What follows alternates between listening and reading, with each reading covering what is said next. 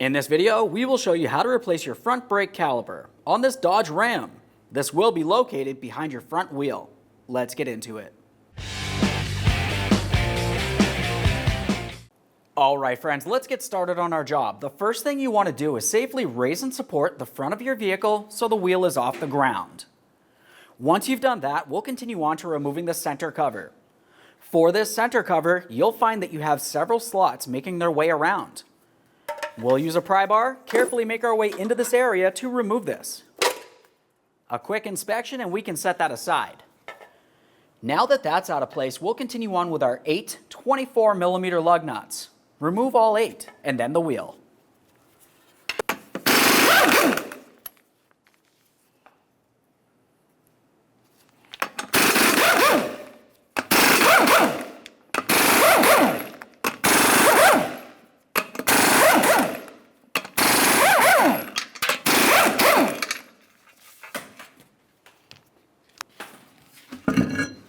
Now that we have the wheel out of the way, we have a nice clear view of our caliper. Along the back side of the caliper is where you'll find your flex hose. We want to disconnect the ABS wire from the flex hose so we have plenty of slack in this area. With that done, let's move along to our banjo bolt. That's the bolt that holds the flex hose to the caliper. We'll make sure we have a collection bucket under this area because there is fluid inside the caliper and the flex hose. Use a 15mm to loosen that banjo bolt. We don't need to fully remove this yet, we just want to have it loose. Once you see a steady trickle of fluid coming from here, we'll make our way into the passenger compartment. We're going to press that brake pedal all the way down to the floor and hold it there with something such as a pry bar up against the seat.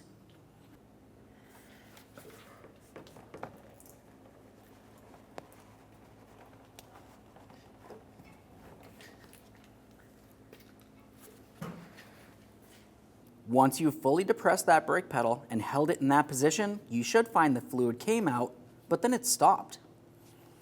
At this point, we can continue on opening up our brake line. As I said before, there will be fluid located inside of this caliper, so once you start removing it, be extremely careful it doesn't get on your skin.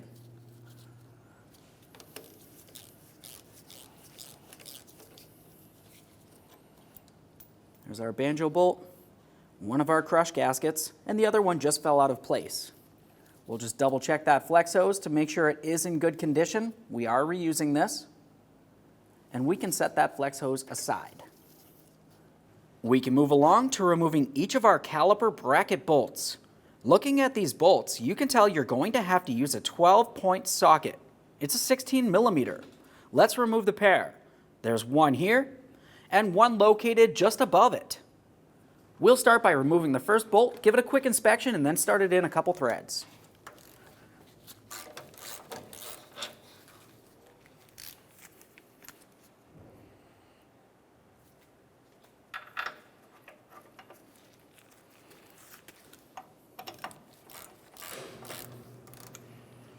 Now that we know this bolt is in good enough condition, let's make our way up to the top bolt. We'll fully remove that, give it a close inspection, set it aside.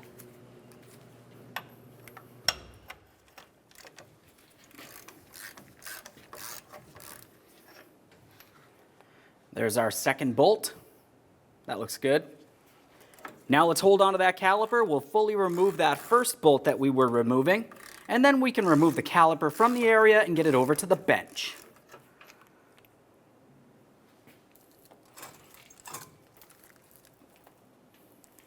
Now commonly on these calipers, the way that you could remove the brake pads would be to hold the bracket, grab the caliper, and you should be able to slide that straight rearward, which would in turn pull the slider pins out of their position and slide the pads off of the bracket. Ours are frozen in place, so we'll be continuing on to removing each of these 2 caliper slider bolts. To do that, we'll use a T50 Torx bit.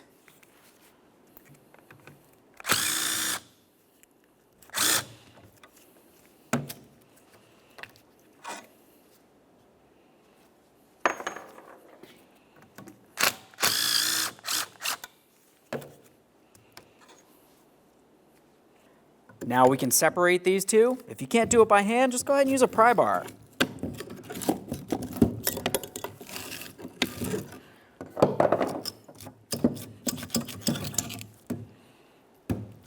There's part of our caliper. With the caliper off of the bracket, we'll continue on to removing the pads. Now to remove these pads, we just want to grip onto them. We'll give them a little wiggle and start sliding them out of place.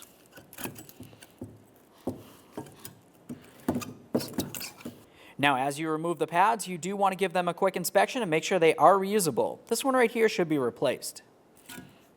There's our other one. Now we can set our old caliper aside and prepare our brand new one. Alright, once we've compared the new caliper to the original one, we can start taking this apart for installation. Along the back side, we'll be removing each of those 2 caliper slider pins.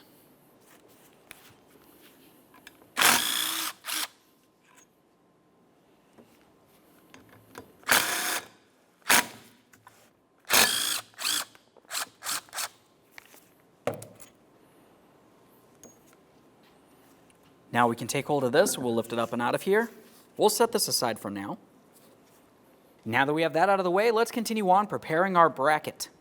On each side of the bracket, you'll find an area that needs to have a tin. But before you put on the tin, we'll be adding some high temperature lubricant.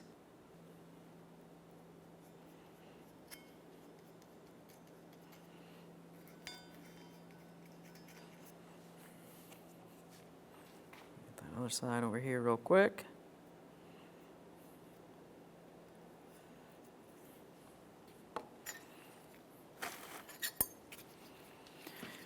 Looking at your tins, you can tell that one is a little bit longer than the other, and if you were to look at the bracket, you'll be able to figure out exactly where each one goes.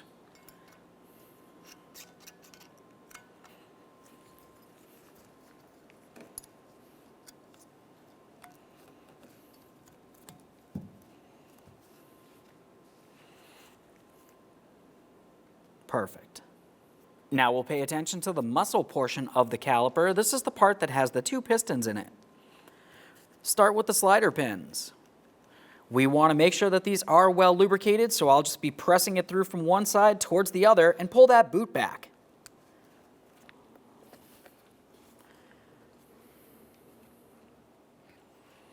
Generally for this, I'll just add a little bit to the pin itself.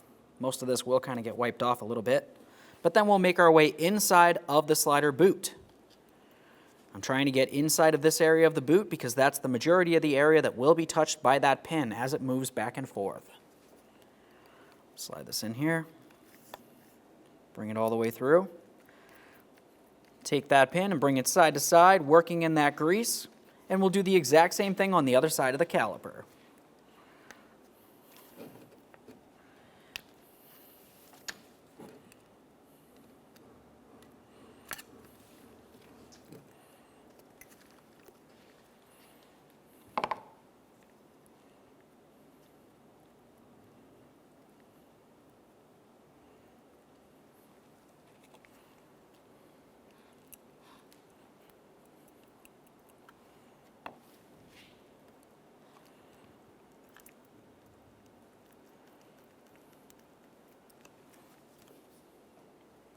Continue on with that high temperature lubricant. We'll come along this area of each one of the pistons. And then once we've done both of these, we'll continue on along to the back side of each of the 3 ears, essentially each one of the areas that touches up against the brake pads. This will help with vibration dampening and noise reduction.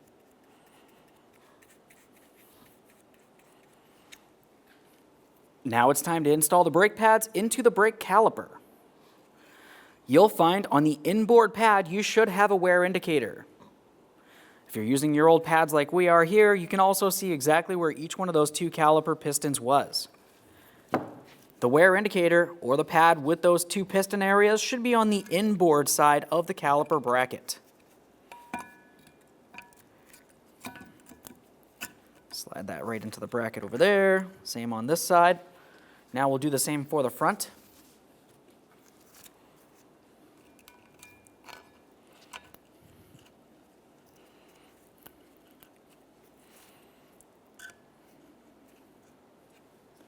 At this point, we'll take the caliper and slide it right on over the top of this.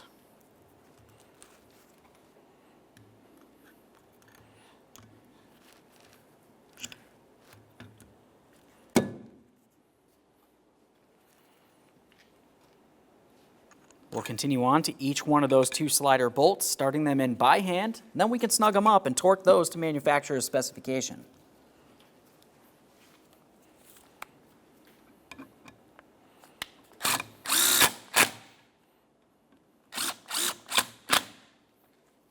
We'll torque each of these to 24 foot-pounds.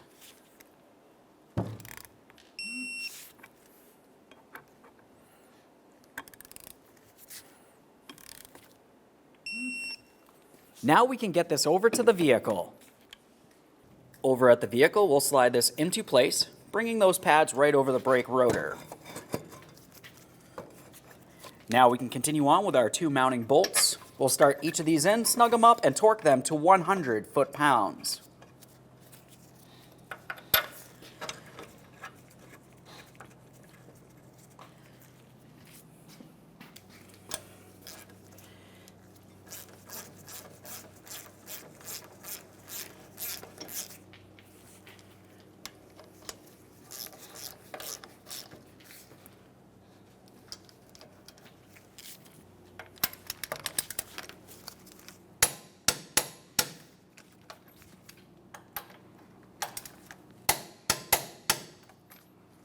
Now that we have the caliper mounted, we're going to continue on to this little plastic cap here.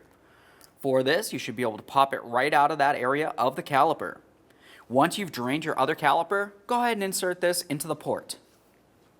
Now we can move along to talking about the flex hose. We want to pay attention to the 2 areas where the crush gasket will go onto. You can see that it's a circular area right around where the banjo bolt will go.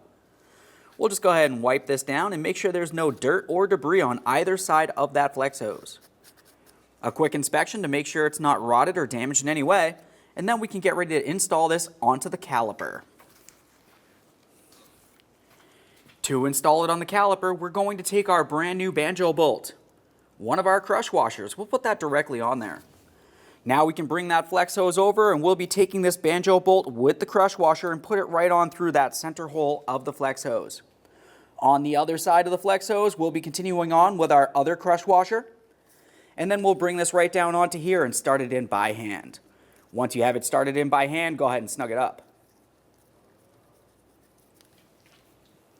Let's pay attention to our ABS wire. It's time to resecure that. Let's make our way up to the bracket here, and we'll slide this down and into place. You might have to add a little bit of lubricant to slide it in there. Once we've done that, we'll continue on by pressing it into the mounting positions along the flex hose. There's one. There's the other. We'll double check to make sure nothing's kinked or hanging loose because we don't want it to get damaged while we're driving down the road. At this point, what we'll do is we'll make our way back to the passenger compartment. Remove that pry bar. After you've done that, we'll come back down here to the bleeder screw. We'll open this up and wait for a steady trickle of fluid coming out of this down into our collection bucket.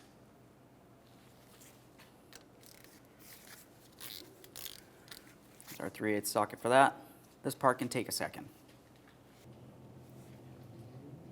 Now that I have a steady trickle of fluid coming from this, we'll close this off and we'll continue on with a manual bleed. That cover out of there.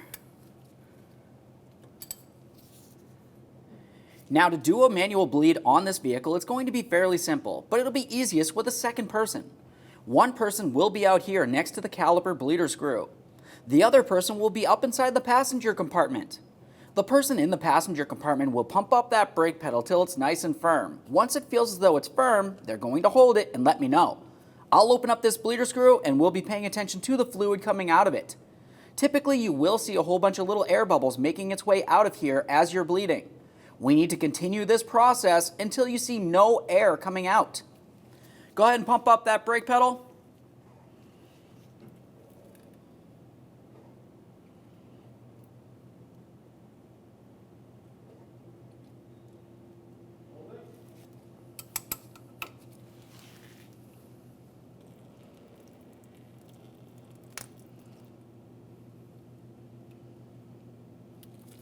Pump.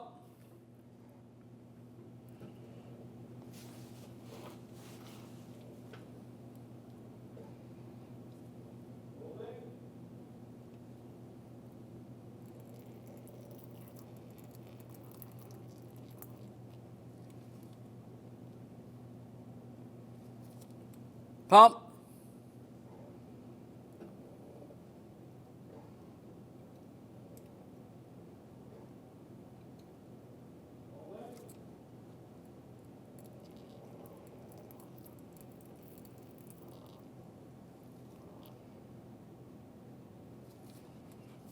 Saw a little bit of air on that last one there. Let's go ahead and pump it again.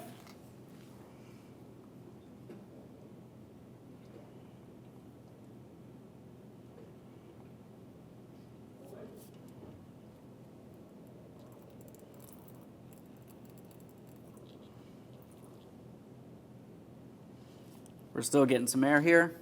Go ahead and pump.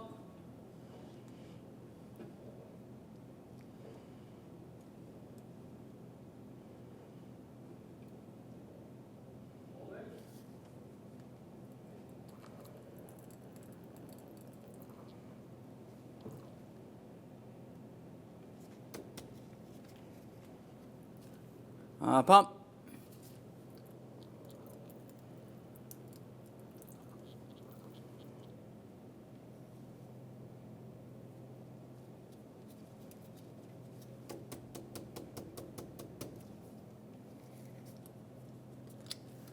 Now, once you're sure you have no air coming from that bleeder screw, go ahead and clean up your mess and reinstall your bleeder screw cover. Now that I have it clean, let's just get this bleeder screw cover back on here. And now we can reinstall our wheel. To install the wheel, we'll be putting it in place, start on all the lug nuts, bottom them out, get the wheel safely back on the ground, and then torque them to 135 foot-pounds.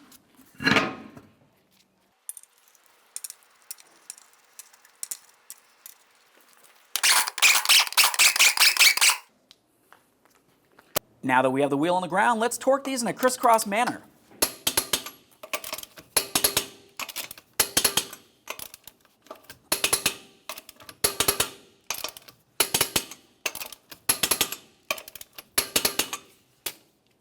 Torqued.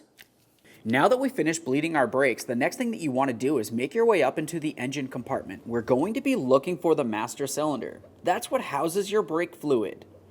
You'll notice along this area right here and on the other side of it, you'll find a full line, or a dot really.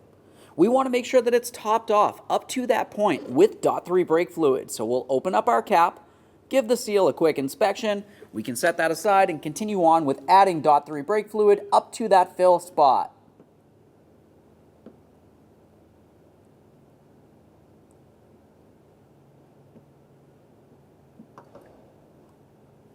There we are, we have the perfect amount. That works out well. Continue on with that cap. You want to ensure that that's on securely so no moisture or debris makes its way into the brake fluid.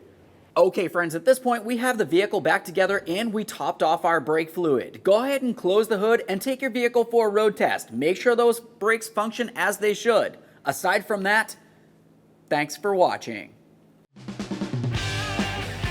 When only the best will do, demand TRQ. The only company that lets you view before you do. TRQ is committed to offering the highest quality aftermarket auto parts that are engineered for peace of mind. Thanks for using and viewing with TRQ.